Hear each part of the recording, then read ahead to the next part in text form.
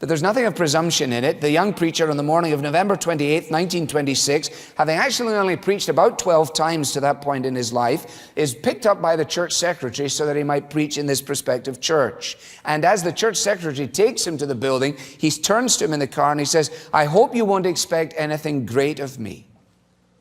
He arrives at the building to discover that someone has put a huge poster advertising the visit of this important visitor.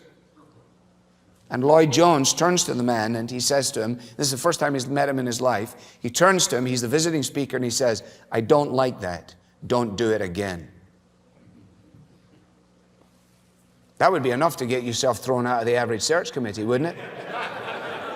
Unless you were smart enough to recognize that he was right and you were wrong with a big dumb poster. Most search committees aren't smart enough to get down on their knees and confess their sins.